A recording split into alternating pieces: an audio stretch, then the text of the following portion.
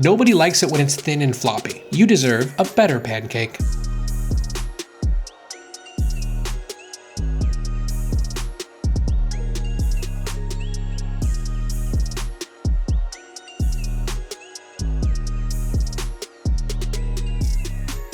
Also, I'm curious to know, what's better, pancake or waffles? Listen, I love pancakes. Some might even say I'm a lover of pancakes. And that's why I'm so passionate about this. A pancake should be fluffy with the perfect texture, not just on the inside, but also on the outside. And then from there, you can just top it with, I don't know, a whipped maple butter, maybe a quick berry compote.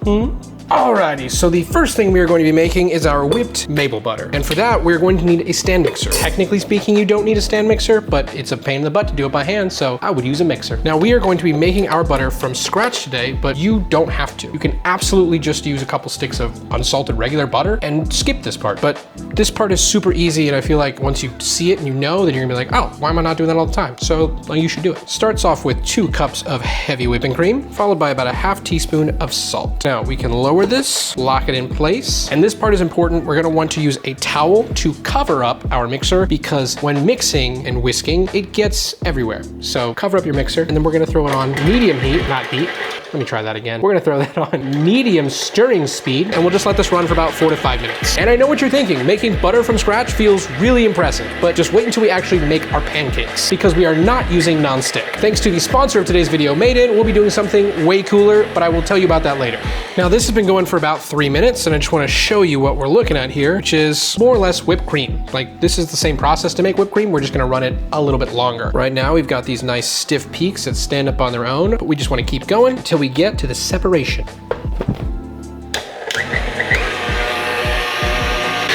All right, it has been about 6 minutes now, and so we are gonna just take a look, see what we've got here. We are starting to see some of that butter separate from the buttermilk. We're just gonna wanna make sure we scrape down all the sides in here so we can not end up with anything stuck on the sides that has not been butterified. That would suck. Now at this point, you definitely wanna make sure you're using a towel because all of that buttermilk is gonna start splashing everywhere.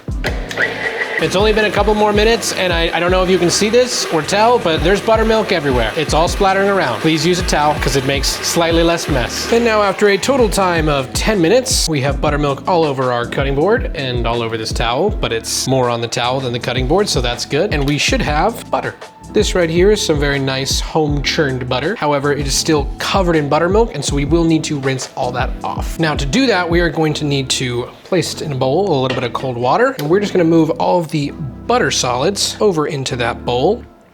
And then we'll go ahead and make sure we scrape the inside of our mixer to get all of that fresh butter. Try to squeeze out as much of that buttermilk as you can before we add it into the cold water because, again, we don't want the buttermilk. Technically speaking, you can save the buttermilk, but I'm gonna be honest with you, I've been testing recipes for pancakes for the last 2 weeks, and I have no desire to use any more buttermilk in my life right now. It's also only like a cup, so up to you. Now at this point, we can go ahead and move our mixer out of the way, but don't put it away because we are still going to need it. We still need to whip our butter. But before we get to that, I'm gonna recommend that you put on some gloves because we are going to need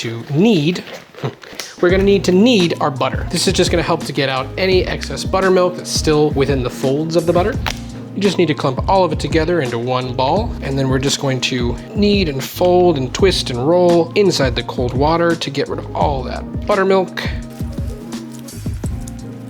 And if you notice that your water is getting kind of murky and gross, then go ahead and dump it out and add fresh cold water.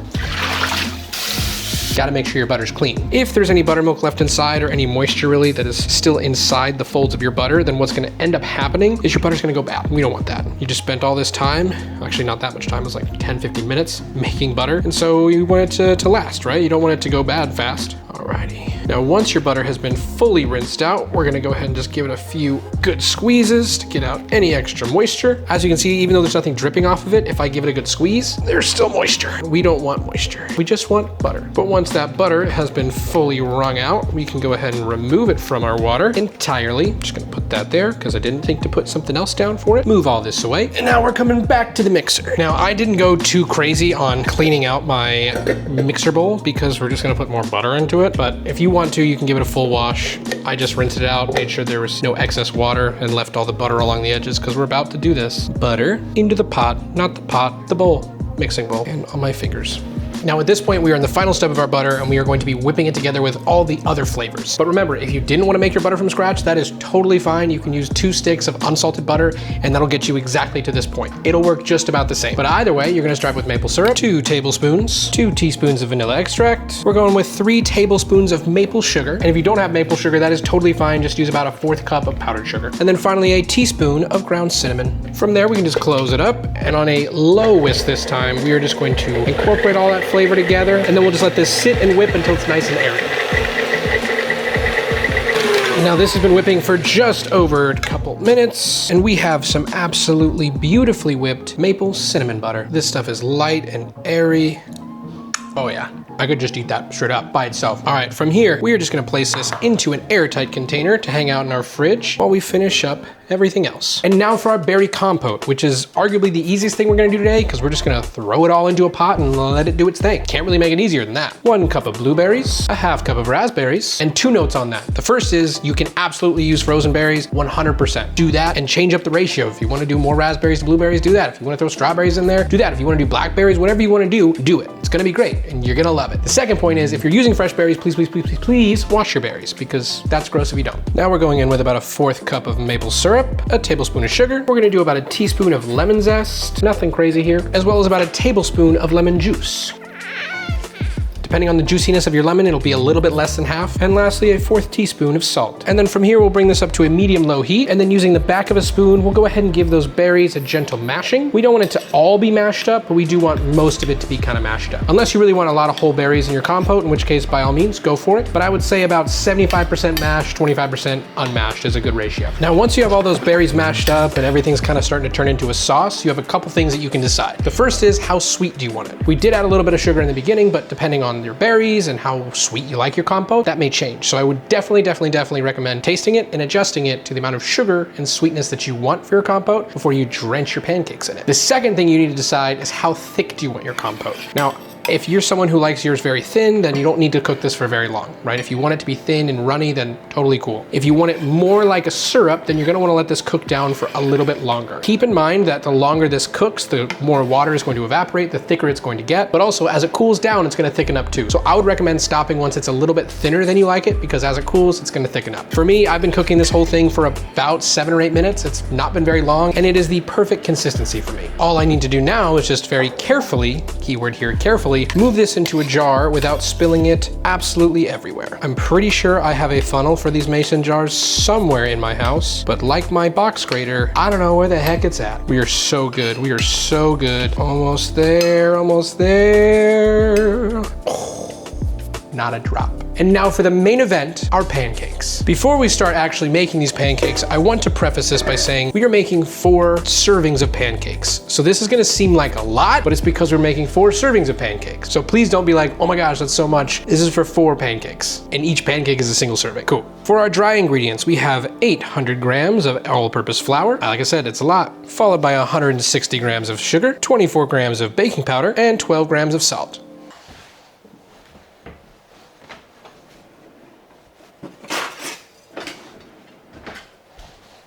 Sorry, I got distracted there because when my windows are open, people can see in from the street. So there was a couple driving by and they like saw the lights and the cameras and they're like, what's going on in there? They probably thought it was way cooler than what I'm currently doing. Just making pancakes for the YouTube. Now we just need to whisk all these dry ingredients together, just so that way they're nice and distributed.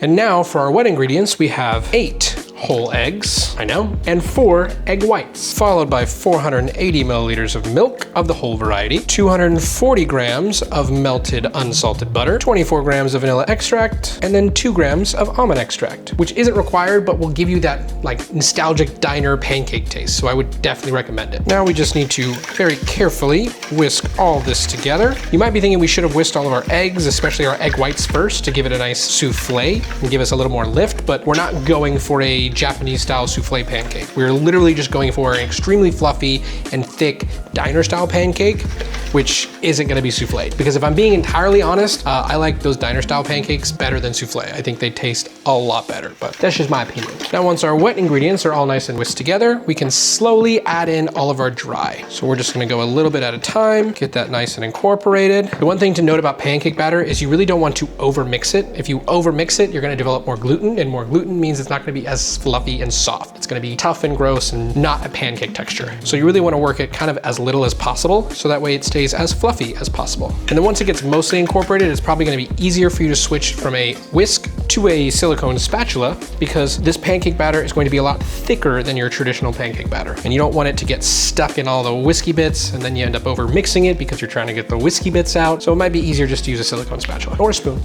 Spoon works too. Make sure you are folding in any dry bits of flour that you see. You do want it to be lumpy, but you don't want unincorporated flour. Once it's all incorporated, it should look like this. It's fairly thick and lumpy. Like I said, it's a lot thicker than regular pancake batter. Now from here, we're just gonna let this sit for about 10 minutes. That's gonna give the flour enough time to hydrate. It's gonna give our baking soda enough time to activate, so that way they rise more evenly and are fluffier and smoother. Now to cook our pancakes, we're gonna preheat our pan to about medium high. And while we wait for this to preheat and for the batter to finish resting, I'd like to tell you about the pan we're using today. This is the 10-inch carbon steel pan from Made In. For those of you who don't know, I love Made In. And while they are sponsoring today's video, if you go back to almost any video I have ever made, you'll see that I've been using their cookware since day one. And that's because I trust them. They design professional quality products that are used by real chefs in over 2,000 top-rated restaurants and multiple, as in not just one, 3 Michelin star restaurants. And at the same time, it's also made for the home cook. If you're tired of those scratched up nonstick pans, then switching to Made In's clean and uncoated carbon steel collection is definitely for you. See, the unique thing about carbon steel is the more that you cook with it, the more that you season it, the more it develops a naturally nonstick surface. Plus, it's lighter than cast iron, heats up quickly, and has incredible heat control. And you can take it from your stove to your oven to up to 1200 degrees Fahrenheit on an open fire. That's pretty cool. So check out the carbon steel collection and my other favorite cookware from Made In by using the link down in the description to save on your first order. And thank you again to Made In for sponsoring today's video.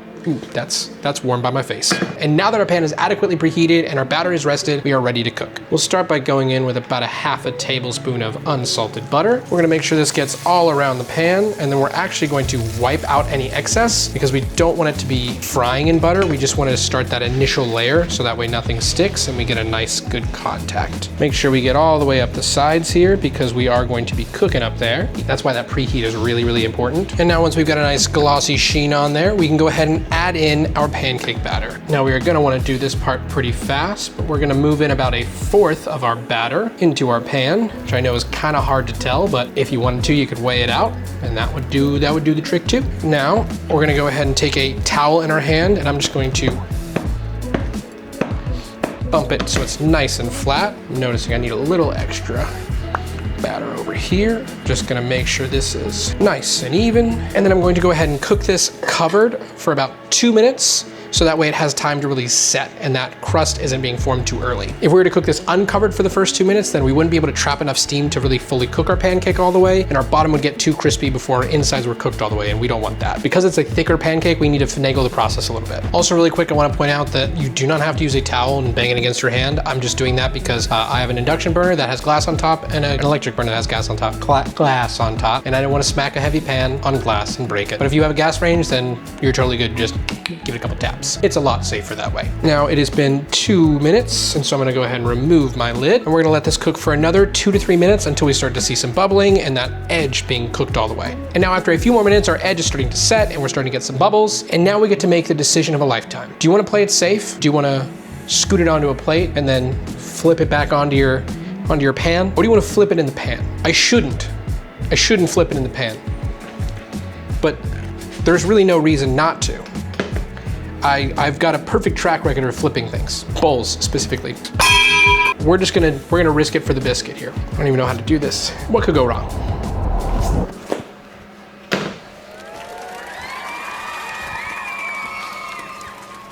Thank you very much. We can go ahead and continue to cook our pancake just right there in the pan, right there. Easy as that. Just flip it. And now after another 3 to 4 minutes, give it toothpick check. Perfect. We can just go ahead and remove it. All right, let's see. Can I do it again? Yes, I can. Something I did forget to mention is because our batter is a lot lumpier, it's not as thin, it's a lot thicker, you really want to make sure that you're tapping the life out of your pan when you add that batter in, because the reason why we're not getting a smooth surface is because our batter is not smooth. To me, it's a non-issue. It's still nice and crisp on the outside and fluffy on the inside, but if it's something that bugs you, then you can just whisk your batter until it's a little less lumpy, and then when you're putting it into the pan, make sure you're really giving it a lot of force and a lot of taps, so that way that batter thins out and makes the most amount of contact. You'll get a similar fluff and a similar texture, but you just won't have the same amount of floof, if that's okay with you. Now we can just scoop on a generous amount of our whipped maple cinnamon butter, followed by a few scoops of our berry compote, or slightly more than a few scoops because it's really good. And then we'll just finish with a drizzle of maple syrup. Thank you so much for watching. I really hope that you enjoyed it. I really hope that you learned something. Here's a photo of my cats cuddling, and I'll see you next week.